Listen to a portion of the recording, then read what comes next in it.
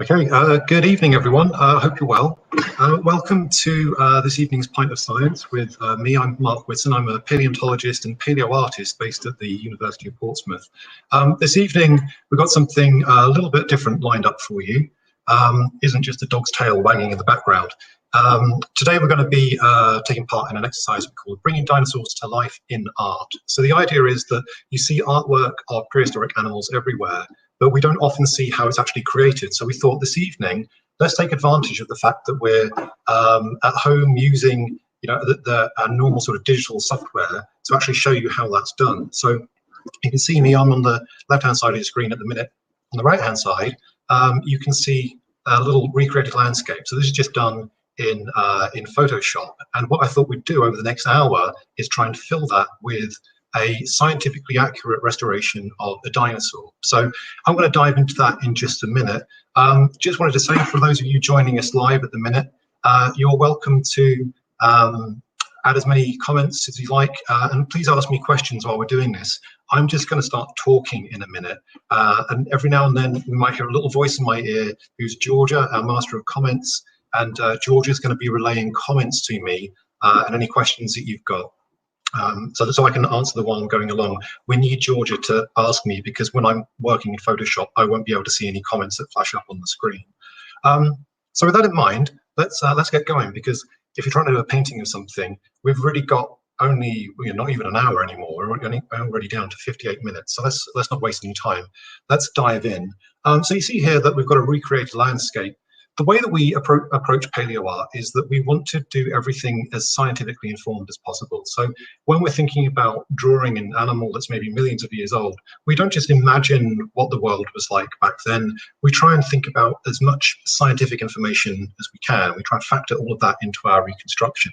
So what we've got here is a scene of, this could be the late Jurassic period of probably Portugal, maybe North America. There's a lot of similarity in the paleo environment at that time. This is a relatively arid setting, so it's got a kind of a short, wet season, but most of the year round it's pretty dry. And what I thought we'd do is fill this scene with a type of dinosaur that we call, where's he gone here? So I'm just looking for my layers.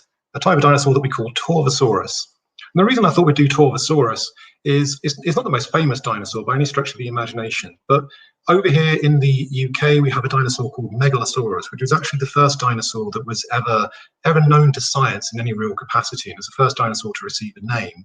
And these megalosaurs they're quite important dinosaurs, therefore, for the history of paleontology, but they're not quite at the superstar status of something like Tyrannosaurus or Velociraptor. But I thought, let's focus on a group that is relevant to us here in the UK, given that we're doing the Pint of Science here in the UK. So Torvosaurus is the best of the best known of the megalosaurs, and that's why I thought we'd draw it.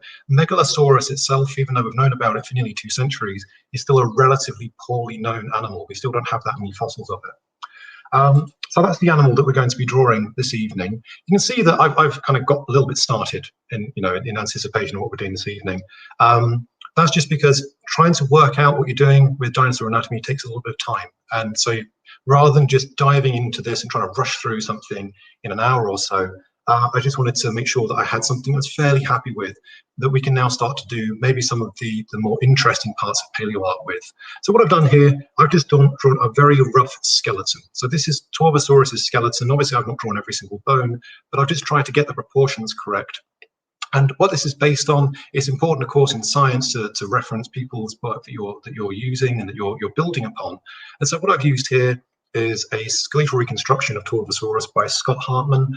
Scott is an American paleontologist who is really one of the most important people, certainly in dinosaur paleoart, and I would say in other parts of paleoart as well, because Scott's speciality is creating up-to-the-minute skeletal reconstructions of fossil animals.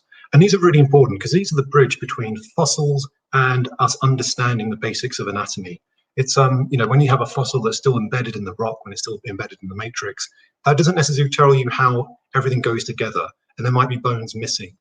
So there's a lot of work to do, actually, just interpreting the fossils themselves and assembling the bones in a way that you can then start to think about, okay, where do muscles go over the top of that? Where does skin go over the top of the muscles. So I just wanted to make sure that Scott's work was referenced there. That's what we're sort of based on for our reconstruction here.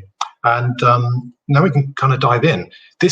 So you're joining me at a stage where in creating a paleo artwork, you've got the foundation in. So you've got your proportions in. You can see what I've done here. I've just kind of sketched in all the bones. So we've got the skull drawn out with some contours that might be important to me later on. You can see that we've got the vertebral column is all drawn out. We've got the limb girdles in place. We've got some rough proxies of where the joints and the limbs are going to go. And interrupt. You're very quiet, Georgia, so speak up. Sorry. We got our first question. Okay.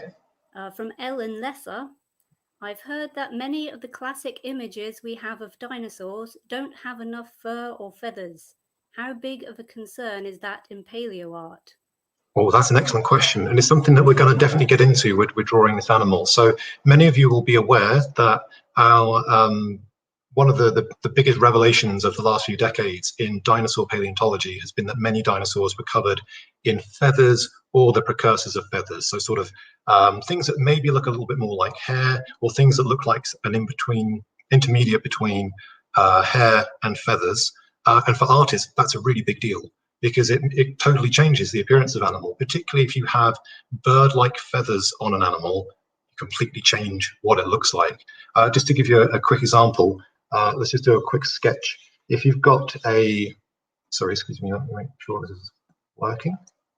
Right, so there we go. Sorry, that's an excellent use of Photoshop there. If you've got an animal with a skull and a neck like this, and it doesn't have feathers on it, so here's our body, here's a little arm, here's it's a happy little dinosaur there. If your dinosaur has got simple scales over the body, you really might not have much deviation from the shape of the neck vertebrae. If you've got feathers, then, oh gosh, you might have a big shell of soft tissue around this.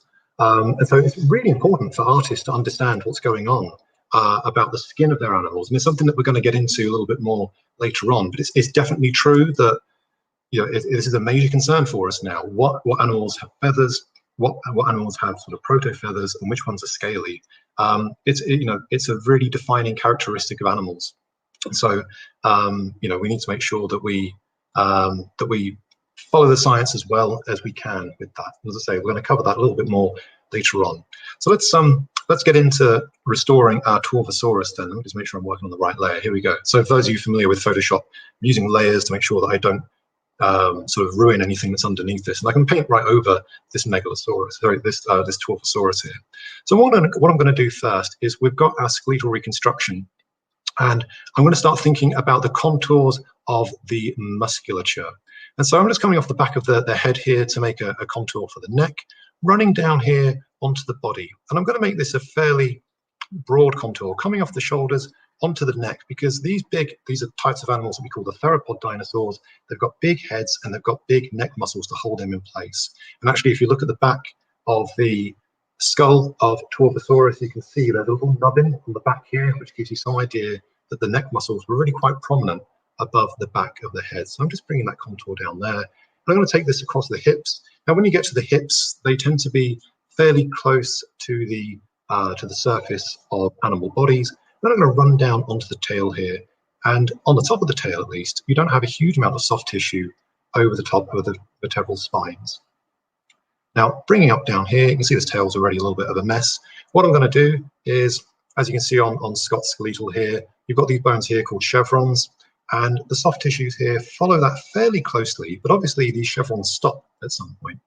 And so what happens here, when you get to the end of your chevron line, is the soft tissues of the tail actually continue onto the back, surprisingly, of the leg. There is a big muscle that runs from the underside of the tail to the back of the leg, somewhat like that, sort of just very, very roughly sketching that in there. And so we've already got a little bit of a contour coming on here, but of course then we have another set of soft tissues coming down here. This is where the dinosaur would have its cloaca, which is the sort of the other business end of a dinosaur, it's where it gets rid of its waste, and it's where the animals mate as well.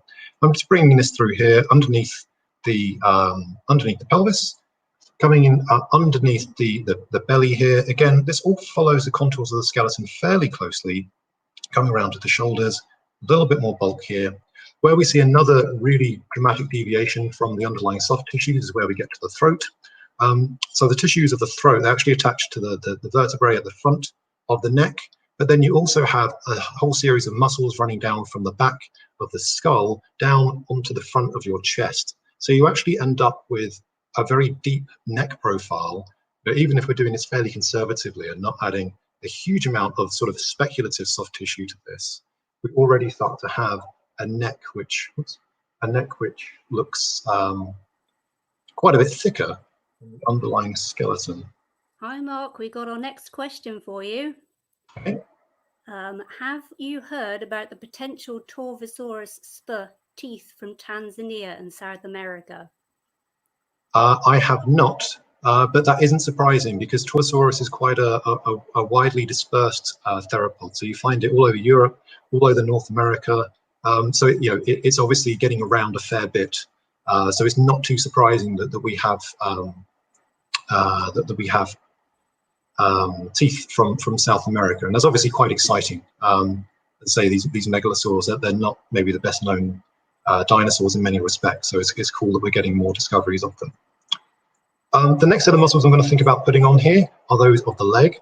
Now, one thing that dinosaurs have got in spades is leg muscles. You can just see from, again, looking at Scott's skeleton here, look at the size of the hip. This gives you an idea straight away of how large the thigh muscles are. They run from the very back of the hip down onto the top of the thigh, of the shin, I should say, and similarly from the front of the pelvis down onto the front of the shin. So they're really huge, big old drumstick legs. And of course, many of us will now be familiar with the fact that dinosaurs are the ancestors of birds, or put out another way, that birds are dinosaurs. And so it's not too surprising that you see equivalent drumstick kind of legs in your theropod dinosaurs. We had drumsticks before we had birds, to put that in another way. So I'm just running down these soft tissues here onto the ground. You really don't have much soft tissue by the time you get down to the ankle. As in people, if you have a look at your own legs when we're done with this exercise here, you really notice that you just don't have much in the way of musculature on anywhere below your ankle. And that's the same with dinosaurs. So you have these great big drumsticks around the top of the shin. You don't have quite so many as you don't have anywhere near as much muscle as you run down onto the feet. And it's actually a very similar story with what's going on with the arms. So Torvosaurus has got relatively short arms. This is quite a common thing in large predatory dinosaurs. But in Torvosaurus, the arms are short, but they're quite quite strong. They're quite robust. And so we're doing a very similar thing here. We're just adding a little bit of bulk around the top for the musculature of the upper arm. And then you can see this bulge down here, and these are the muscles that operate the fingers. But then as we get down onto the hand itself, there really isn't much in the way of bulk. And had I drawn in all the details of the finger bones, we really wouldn't be deviating too much from that. So I'm just going to start shading some of this in while we're here as well. So this is going to start to obscure all the underlying skeleton, which is, as an artist is, it's always a slightly painful moment when you've sort of spent, a good amount of time just trying to get all the proportions correct for your animal, and then you just go in and you cover it all up. But this is the nature of the beast. We know from living animals that animals aren't just walking around looking like walking skeletons. And so the nature of Paleoart is that a lot of the anatomical research that you perform sort of just get rid of. It's not necessarily obvious to people. Mark, I guess if you question. Sorry, another question. I've seen some reconstructions of dinosaur with vibrissae or whisker-like feathers. Is there any evidence of this, and what kind of evidence is there? So I think I heard the question there of some dinosaurs having whisker-like feathers. Is that what you said? Sorry, you're still very quiet. Yes. Okay, so an interesting area. This is something that's kind of an artistic convention now, but as far as I'm aware, there is no direct fossil evidence for this. So it's an artistic speculation. It's an interesting one. I guess the question is, do we see birds with any structures like this? And you do see some birds that have whisker-like feathers on their faces. So it's not impossible. I guess you could say that from birds, we know that there are some dinosaurs that have these sort of whisker-like structures. How common it was, because you see them in reconstructions of things like, big theropods and Spinosaurus and that sort of thing. How plausible that is uncertain. And one question, one way that we could answer this is that, are we putting them even in some animals that did have some sort of feathers or proto-feathers? It's quite a, once we get down into the base of the theropod dinosaur, so we know, of course, that theropods develop feathers in a group that we call the Coelurosaurs. So this is the group that includes things like Tyrannosaurus, the velociraptors of the world. These are the relatively bird-like animals, but things like Torvosaurus were a part of the tree and moving down towards the root of Dinosauria. At that point, the evidence for feathers starts to become a little bit more ambiguous. And so, you start thinking, is it, we're putting things like whiskers on our theropods, but at some points of the tree, we're not even sure if we've got feathers. So for me, that's still very much in the realm of speculation. Not entirely unreasonable, given that you see them, you see feathers in, so you see whisker-like things in some birds, but we're definitely in the realm of speculation there. There's no direct evidence for it. Just want to say, while I've been talking, I've just been shading in the skull, and this is because animal skulls tend to form animal heads, I should say, their tissues tend to form fairly close to the nature of the skull itself, particularly around the very top of the skull. So when it comes to adding soft tissues to the face, there is definitely some regions that you don't need to worry about adding too much into. One area that you definitely would add some soft tissue to is around the teeth. So we're very used to seeing dinosaur reconstructions that look a little bit like this. Obviously, this is just extremely rough, but just to give you an idea, if you saw a dinosaur like this with all of its teeth hanging out of its mouth, you probably wouldn't really question that, because that's a convention that we've become very used to. But something that we need to consider with, again, looking at as much evidence as possible, is where do you find animals that look like that? And one answer is crocodilians. And so what we can do is compare the jaws of animals like Torvosaurus with the skulls of crocodiles to see if there's any sort of similar texture. We know that bone texture kind of matches some details of facial anatomy. So on the screen there, you can see this is the jawbone. This is the upper jawbone, I should say, of Torvosaurus. It's a little bit crushed and it's a little bit mangled, but what you can hopefully see here are a number of little pits just here. There's not really that many of them, and the rest of the bone is relatively smooth. There's not really that much going on.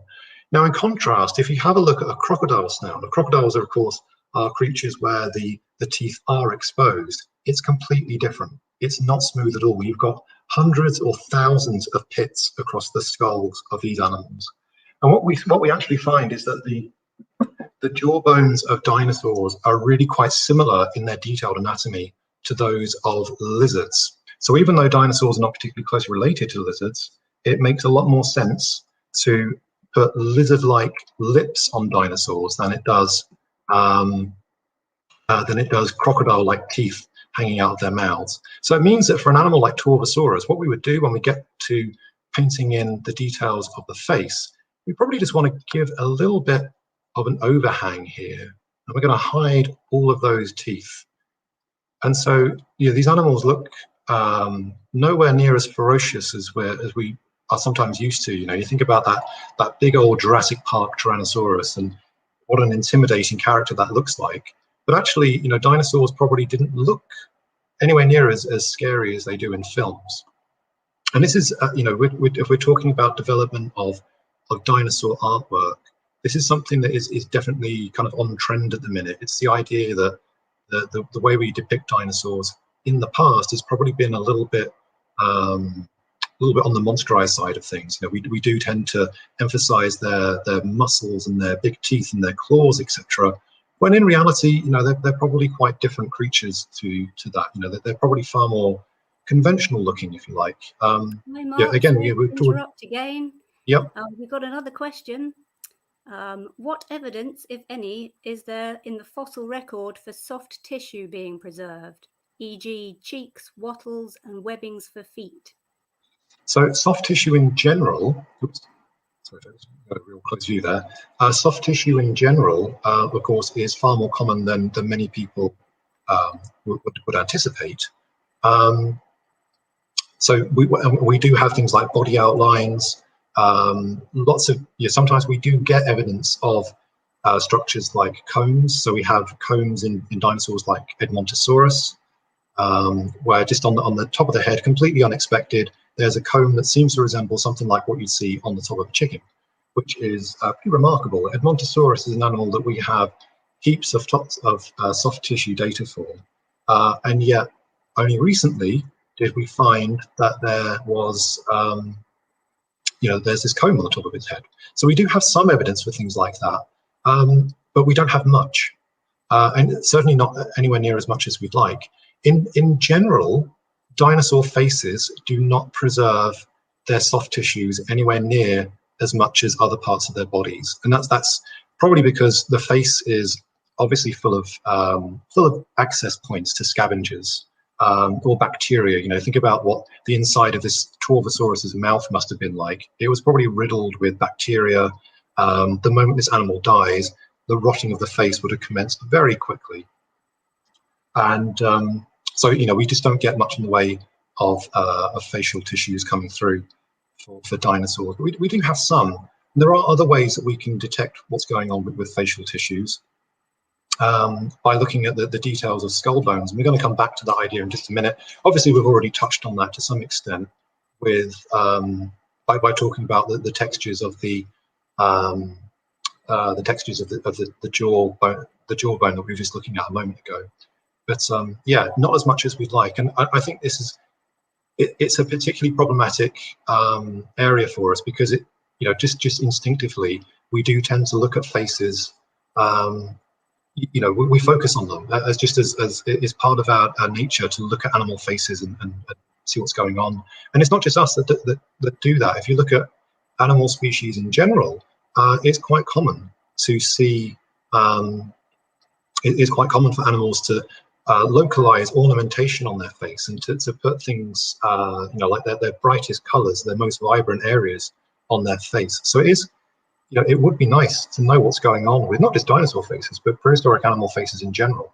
We've got lots of dinosaurs and lots of other types of prehistoric reptile that really have some fantastic crests and ornamentation going on. And you have to think, well, was there anything else going on here that was sort of accessorizing those? And the answer is, we just don't have as much information about them as we'd like to know. So what I'm doing here, folks, I'm just still obviously just sort of shaping the sim. I'm trying to bring out a few little highlights here to give this guy some shape. And I think it's at this point that we can start thinking maybe about adding some more details to the face. So if I just take my overlay away, you can see that we've got a nostril here. And one thing that we do that can be relatively certain about is that dinosaur nostrils are at the very front of the nasal opening. So in many dinosaurs, you've got quite large nostrils. And it's sort of anyone's guess in some respect as to where the nostril would go in these huge cavernous nostril vacuities. But looking at living animals, they invariably, there are some exceptions, but sort of 99.9% of the time, the nostrils are located at the very front of the nasal opening. So when you've got something like a Torvosaurus and you've got, let's show you Scott's skeletal here, that big old nose there, you can be pretty confident that the nostril is going to go at the front. And I think this is a good case of, we don't know if that's 100% correct. We don't know if that's right. But if we get it wrong, we're getting it wrong for the right reasons, if you see what I mean. And I think that's really where we're at with Paleoart. We realize that we're not able to restore these animals 100%. The information you need to restore an animal completely as it looked in life is in or in all but the most extreme cases, it is lost to time. So we can be pragmatic about this, go and say, okay, well, so we know we're not exactly restoring these things as they were. We don't know things about color. We don't know exactly what's going on with their soft tissues, but we can make educated, informed guesses that allow us to, be as I say, be wrong for the right reasons. What I'm adding in here, you might be wondering why I'm putting these bulges on the back of this guy's neck. This is a big muscle that occurs in all reptiles. In some reptiles, it's a lot bigger than others. This is a thing called the posterior pterygoideus muscle. And what you see in things like crocs and lizards is that this wraps around the back of the skull. And in animals that have got quite a ferocious bite, you see that it bulges out from the back of the head. So in a big theropod dinosaur like Torvosaurus, you may well have seen bulging soft tissues on the side of the neck, just behind the head. So again, this is something that really starts to alter the contour of our animal from its underlying skeleton. It isn't just a case of putting the soft tissues on there in a kind of in an ultra conservative way. We can be fairly certain that there's going to be some sort of bulge behind the head. Exactly how big it is less certain. This is a general problem for restoring muscles. It's not something we can normally predict where they go relatively well, but it's a lot more difficult to say exactly how big they would have been. I'm going to zoom in real close here because we need to think about giving our fella here an eye. Now, one thing you'll notice in dinosaur skulls is they have a little ring in their eye. And this isn't a dinosaur feature. This is actually common to a large number of animal groups, except our own. Mammals don't tend to have this. We've lost it. We lost it quite early on in our evolutionary history. But what that ring tells us gives us an idea of how big the eye was and how much of it we'll be able to see. So just to pop back to Scott's skeletal here, now have a look at the sides of the ring. It's all like a donut. And if you imagine that the outer ring of the donut gives you an idea of the size of the eye, the bit in the middle of the eye, so just in here, sorry, that's not showing up for you. This little bit here, that shows you how much of the eye would have been visible in life, or gives you a rough approximation anyway. We know that no more of that could have been visible because you can't see through bone. So the bone itself would have been covered with the bone itself would be covered by things like the eyelids, and so you'd only then see the little bit of the eye that was peeking through the middle of the sclerotic ring structure. And while we're zoomed in on this guy's face, I want to talk to you a little bit more about these bone textures and what they can tell us. I need to zoom out. Sorry, well, talking about being zoomed in. Let me just zoom out. So this is the front. This is the bone that makes up the front of the eye socket in Torvosaurus. And the thing I want to draw your attention to here is this. So just at the top of the this bone, there's this large sort of knob-like structure. And you see this a great deal in predatory dinosaurs, and it's almost certainly a correlate for some sort of scale. So there's probably some large scale in front of the eye of Torvosaurus. And you can find these sorts of bosses and scales and knobs and other strange structures on dinosaur skulls.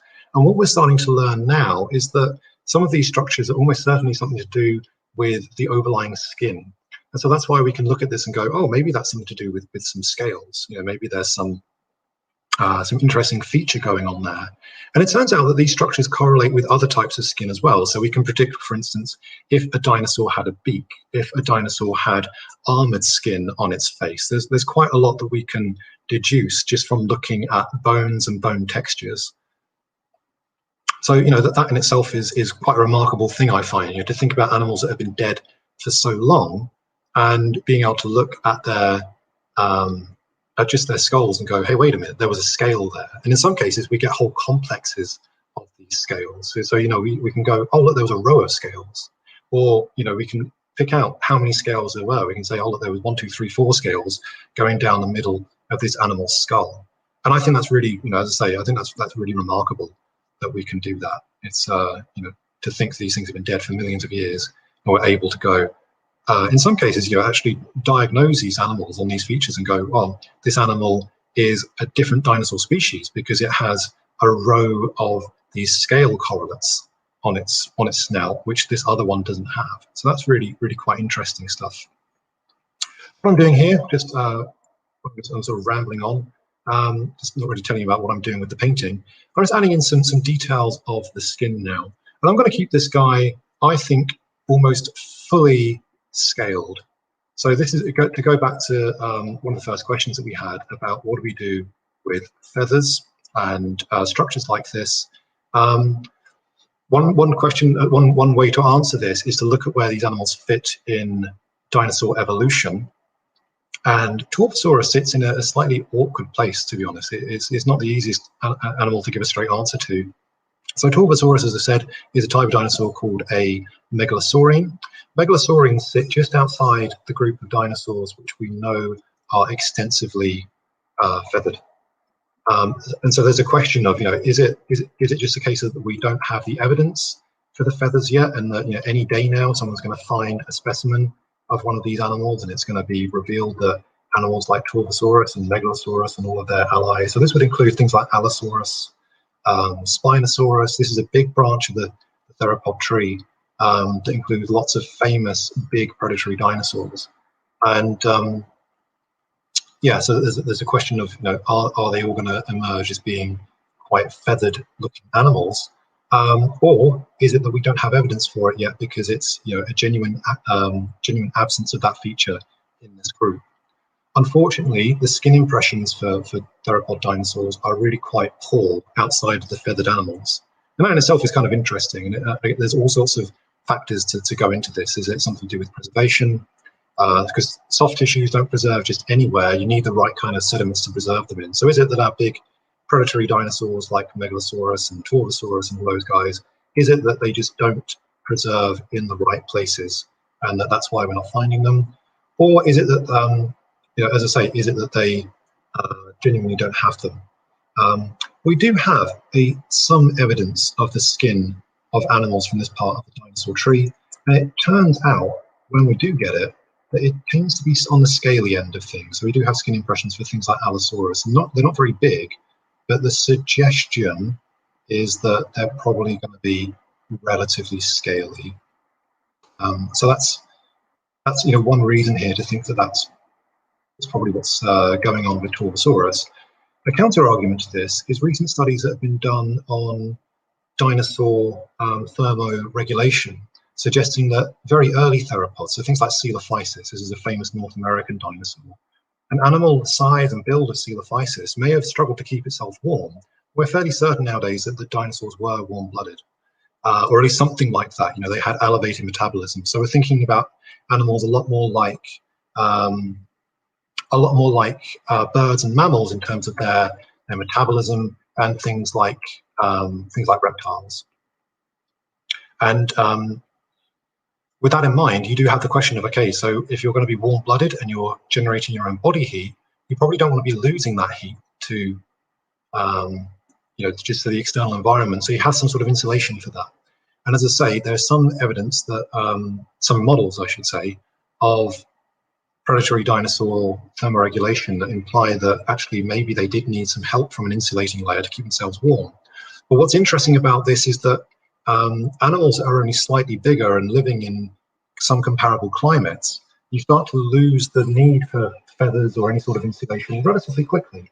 So it's there's a lot to factor in here. There's evidence sort of these things either way.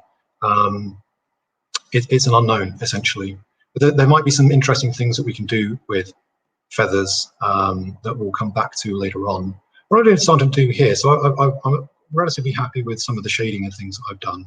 I'm just using different brushes here. So as many of you who use Photoshop will know, you've got lots of different options for different brushes, and you can make your own little features, make your own brushes, I should say, to define your own features as you need them. So I've just been using something to very roughly give a hint of scales to our animal. And I don't like to overuse those sort of brushes because it starts to look a little bit uniform, but just a little bit here and there, it gives the hint, a little bit of light being picked up on the side of our scales. And the other reason not to go too crazy with dinosaur scales is because of how small they are. You might think that, well, dinosaurs are giant reptiles, so they've got to have giant scales, right? Actually, that's just not the case. When we find dinosaur scales, they tend to be really small. We're talking about things that are at most like a centimetre or two across, whereas in many species, they're much, much smaller. They're sort of in the realm of maybe millimetres across. So, they in most cases, if we had a big scaly Torvosaurus, you wouldn't be able to see its scales from afar. So you would have got to be a little bit careful when putting scales on your dinosaurs, because they may not be that visible. I like to say that things like Tyrannosaurus, which we do have scale impressions for, you wouldn't see the scales on Tyrannosaurus until it ate you. It'd be the last thing you saw as Tyrannosaurus put you down its throat. They're really small. They're sort of just a millimetre or so across.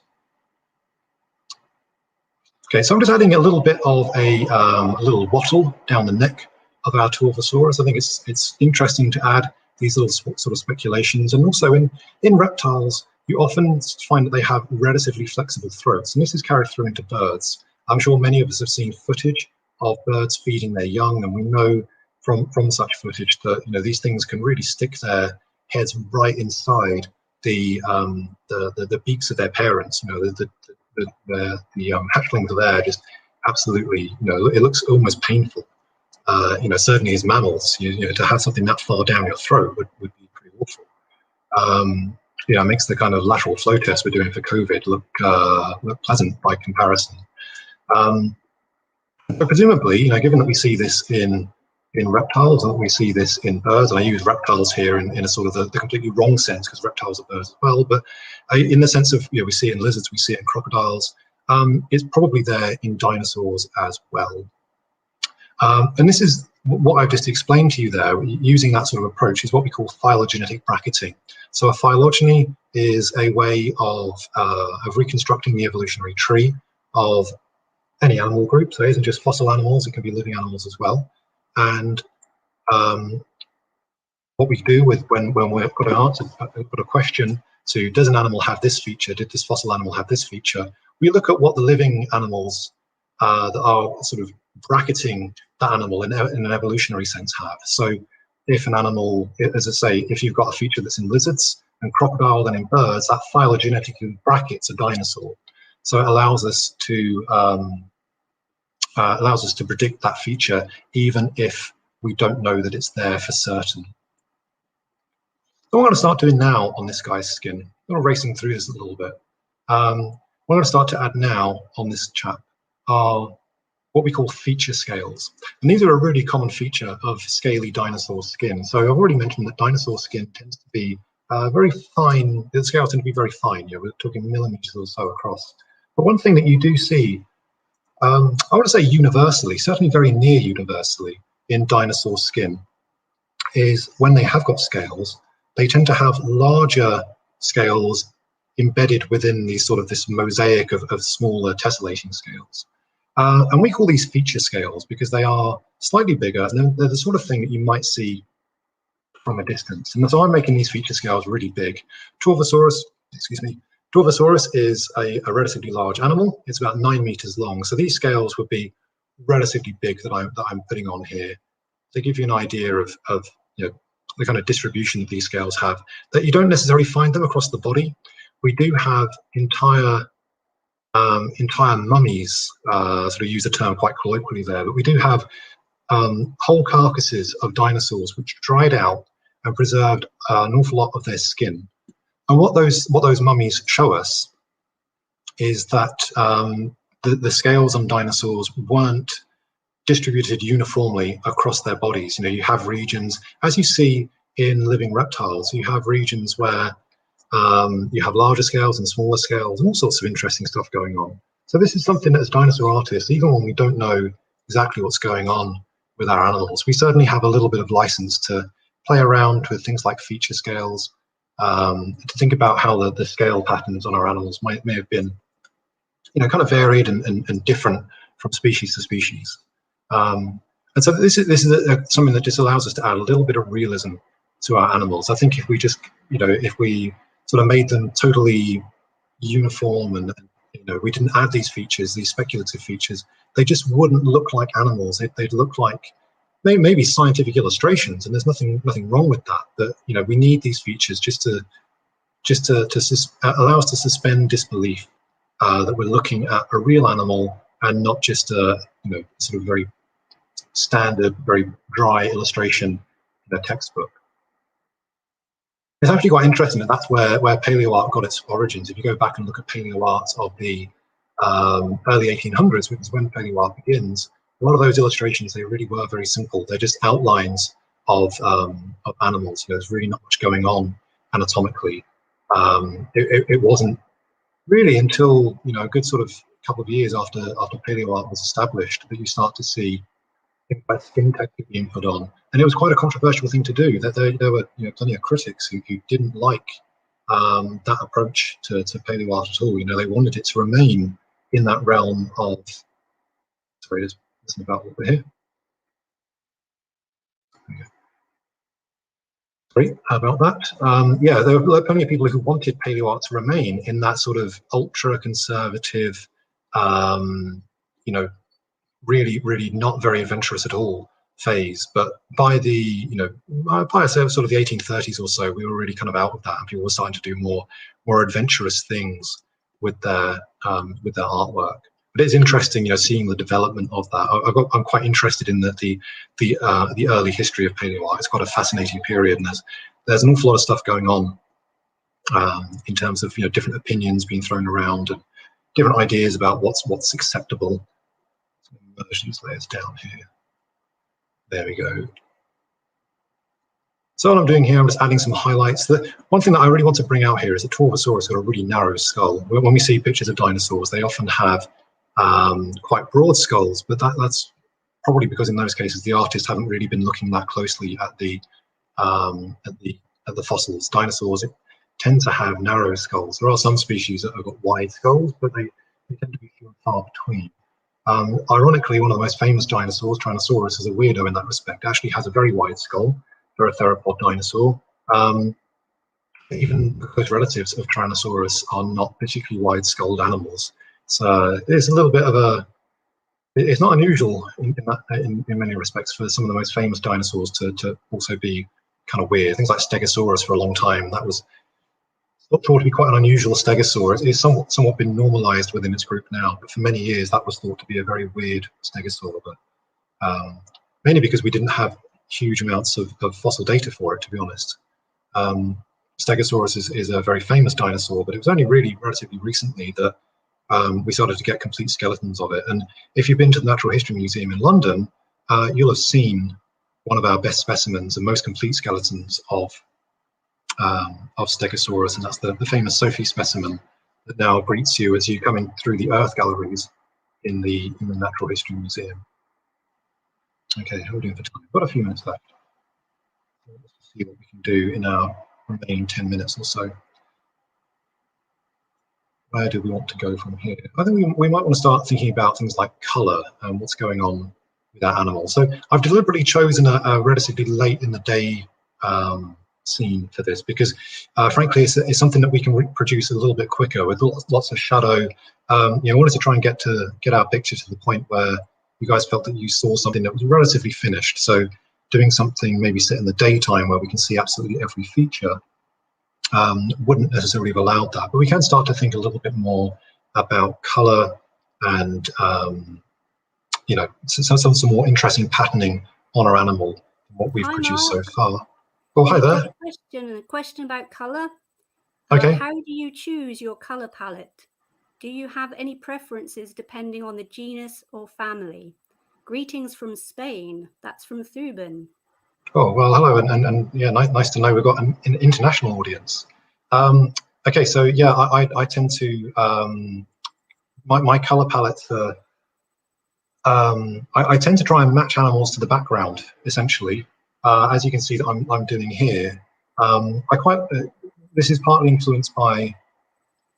I have almost a problem. It's not a real problem in a sense, but I find myself having to force myself at times to paint sort of conventional blue skies in my artwork. So very often my animals are influenced by the hue of their environment more than the underlying color, and I think that can be quite a useful thing to do, just in the sense that it means the question of absolute color doesn't necessarily need to be answered. But it still remains the question of what sort of patterns would I add to these animals? And I would go back to what I just said, of thinking about what's going on with the environment of these animals. So again, to think about big changes in current paleoart. If you go back to paleoart of the 1950s and before, you don't have a huge amount of patterning being put into paleoart at all. So things like dinosaurs, fossil reptiles, mammals, all very uniform. So there are some exceptions. So the famous Peabody Museum Zallinger mural, for instance, that does have some patterned dinosaurs on it, but that's remarkable because it actually has them. It only has a handful, and they're sort of in the background. The majority of dinosaurs in that mural are still pretty plain, and that was the standard for reconstructing dinosaurs for years. When you get to the 1960s and 70s, you see a revolution in how we portray dinosaur color. Excuse me, and things change remarkably, and it's something that this is something that we haven't really clocked yet. For those of us interested in the history of paleoart, we haven't spoken that much about the revolution of coloring dinosaurs that occurred in the mid 20th century. And so this is definitely something that we need to think about a little bit more as we move on. What happened at that point is we started thinking about how dinosaurs should be matched to their environment. And so people like Gregory S. Paul, Mark Hallett, they started looking at mammals in particular at that point, mammals and birds, and thinking, okay, what do these things look like? How are they adapted to be camouflaged? When they're in open habitats, when they're in forested settings, and this is essentially how we still do that today. We think about what would suit a big predator, what would suit a small herbivore living in a forest. These are the kind of questions that I would ask myself, which is why, if you have a look at my my artwork online or anything, you don't really see me drawing giant blue tyrannosaurs or giant pink, giant pink tyrannosaurs. My hunch, and that's all it is, and it's absolutely only a hunch, but my thought is that dinosaurs are probably going to be very similarly coloured to the majority of living animals, and that things like camouflage are going to be the overwhelming selection pressure on their coloration. So for something like Torvosaurus, I'm keeping him relatively uniform. What I might try and play around with, if we have time, is adding a little bit of counter shading. So Torvosaurus lives, as we said, in a sort of semi-arid environment. So there's not a huge amount of cover around here. So what would suit this animal is to have quite high counter shading. So what counter shading is, if I just break away from painting him for a minute, counter shading is where you have one dark color matched against a very light color underneath. And if you're an animal that lives in a really exposed environment, you tend to have a really sharp boundary between those two. If you're an animal that lives in a forested setting, you tend to blur them a little bit more.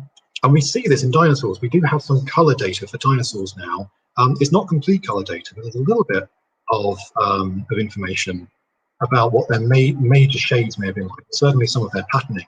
And what's interesting is that we have animals that are far bigger than living animals today that have camouflage patterns. And so we see these camouflage patterns in things like dinosaur herbivores that might weigh sort of a ton or more.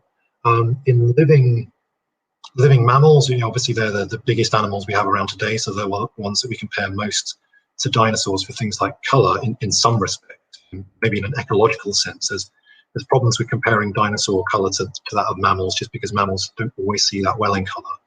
So let's not worry too much about that for now.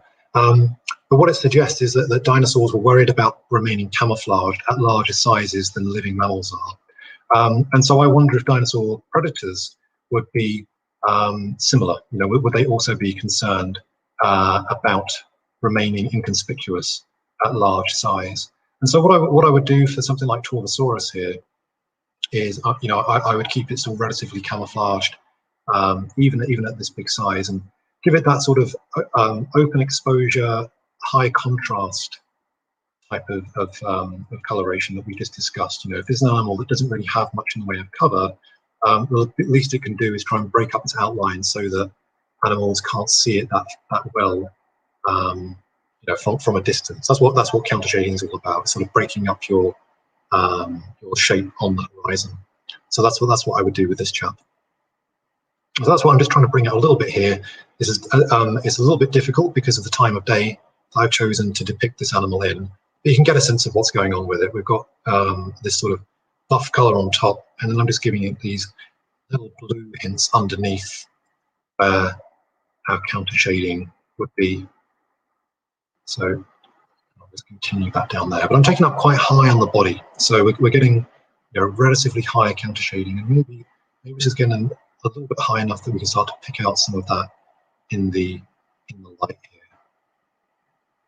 A little bit tricky. What a lot of artists do, and there is some merit to this, is they make models before they start to paint, and it means they can get the shadow and all the details just right. And it's interesting. You read some artists' view on this, some paleo artists. They say that it doesn't. They view it as a waste of time because they say that the human eye is, well, I should say the human brain rather, is easily tricked with colors and shading and things. So as long as you get it basically right, you're okay. And maybe there's some truth to that, but it's certainly something that some artists do to make sure that they're getting their shadow and everything just right. It's quite an old school technique. If you go back into the history of paleo art, you find that people have been doing that for a very long time. And you might just be able to see behind me on the very top of our bookshelves, we've got a couple of models that look a little bit like elephants, and what they actually are 3D prints of mammoth and mastodon sculptures that were created by Charles Knight, who's one of the most famous paleo artists and most influential paleo artists of all time. And yeah, so they're sculptures that he made early in the 20th century. I think 1909 for the woolly mammoth. Yeah, he was using them to base many of his famous paintings on, certainly of mammoths and things. So I haven't really paid much attention to the feet. The feet are something that you could spend ages drawing feet. They're a complicated part of animal anatomy. Lots of stuff going on down here. Lots of joints, lots of angles to make sure you get just right. What we also see in dinosaurs is that they have a lot of soft tissue on their feet. So we had a question earlier on about webbing on feet, and this is something that we can pick up potentially in footprints, and we do see that certainly in some footprints of fossil reptiles. So you see a lot of it in pterosaurs, and you see it in some fossil birds as well. I'm trying to remember off the top of my head if we have webbed dinosaur footprints in what we might call more conventional dinosaurs, things like Torosaurus and so on. And excuse me, off the top of my head, I don't think we do, but I could be wrong about that. I'm happy to be wrong if anyone out there knows the answer. But certainly, webbing would be something that we look for in footprints primarily, because again, we don't get a huge amount of soft tissues on animal feet. We do sometimes, and we sometimes find that dinosaurs have got weird things going on with their feet. So we already mentioned these mummies of duck-billed dinosaurs like Edmontosaurus, and we have a pretty good idea of what their hands look like. Certainly, their hands were actually bound together in these weird little mitten-like structures, and it's pretty odd looking. So yeah, something that we wouldn't necessarily predict from the bones alone, and that's where soft tissue data really comes into its own. You know, it's something that we wouldn't be able to, things like that. You know, we just wouldn't be guessing what exactly was going on. When we do get dinosaur footprints, sometimes we get fully 3D ones, and they're pretty awesome. And what they show us is that dinosaur foot tissues are actually pretty big, and they go right the way over their claws. So if you have a look at a dinosaur's claw, sort of draw a little toe bone here, then you've got the claw like this on the end. What we find is the soft tissues actually do this. They cover the base of the claw. That's not really cool. You see something like that. So the claw is just sort of this little thing that sticks out at the end. And that sounds weird. It's actually, if you look at a bird foot, it's exactly what's going on the bird foot. So maybe not as strange as it first appears. It's just because we're very often in paleoart, we tend to go with what we imagine is going on, or we go with what the anatomy and what the data shows us. And that's just human nature, I guess. It's not getting at anyone. Sometimes it takes someone to come along and say, "Hey, wait, guys, I think we're doing this wrong." And that happens again and again, and you have to go back and revise your pictures. That's just the nature of what you do in paleoart. You have to revise things, fairly often. If you want to keep up to date, particularly with things like dinosaurs, because there's so much research going on with dinosaurs. There's new species being named all the time, and loads of studies being done. Dinosaurs are one of the most richly researched groups of fossil reptiles. I'd say fossil animals in general, to be honest. Huge amount of research going on. It's difficult to keep up, and sometimes you find yourself just sort of completely blown away, or something that you think you go back to it and it's like, what is that? But I would say is the nature of it, and it's one reason it's good to work digitally, because you can just go back. If you want to use a painting for something that's a little bit out of date, it's not the end of the world just to go back and change it a little bit. You can go back and erase all your mistakes, or just add a little bit in here and there where something wasn't quite right, or it's been updated. So it's a really useful thing to be able to do that. Okay, Mark. Another question. One question. Would you have any advice or pathways towards becoming a paleoartist? Yeah, this is a difficult question. So I think my first answer would just be start drawing prehistoric animals. And I know that sounds a little bit facetious, and it's not meant to be. The routes into paleoart. So the paleoart as a career is a difficult medium to keep yourself alive with. So many people doing really excellent paleoart nowadays. It's always been a challenging career. It's a real niche.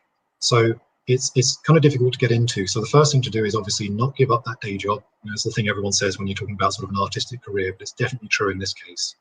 The thing I would recommend doing is either go and learn how to paint, or create art of some kind, or go and learn how to be a paleontologist. They're both good, viable options into becoming a paleoartist. My route in was through science. So I'm actually trained as a paleontologist. My speciality is in pterosaurs, so that's what my PhD was in. I came into doing paleoart more and more once I finished my PhD, and after a year or so, started to notice that I was getting a lot more interests for my artwork than I was successful job interviews, and so I sort of started moving into that area of paleontology a lot more, despite having no formal training in art. So you can definitely get into paleoart without being a trained artist, but I think it would help. Whatever you do, whether you decide to go into paleoart via the art route or the science route, I would strongly recommend keeping up the other side of it. So if you're training to be a scientist, keep drawing. And if you're training to be an artist, keep reading the science.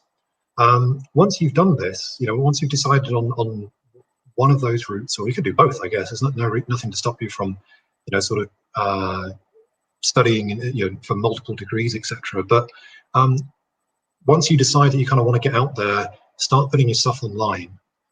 There's a huge paleoart community now. For the most part, it's pretty supportive and very welcoming of new people. As with anything to do with the internet, you do get idiots who make it a little bit more difficult to be around. But I think you just have to take the rough with the smooth, and make a little use of the block button, and you're fine. Okay then. Sorry to interrupt, but you've got about 40 seconds to the credits. Okay, so I guess that's where we've got to. If anyone would like to ask me anything else, I'm on Twitter at Mark Witton. So let's just zoom out and have a look at where we've got to. There we go. There's our Megalosaurus. He's not bad. I think for working on him for a few minutes, he's not looking too bad. But I'll keep working on this guy, and I'll post him on Twitter if you want to see the final thing. Yeah, thanks everyone for listening. I hope you've enjoyed this. How much time do we have left? Is anyone there?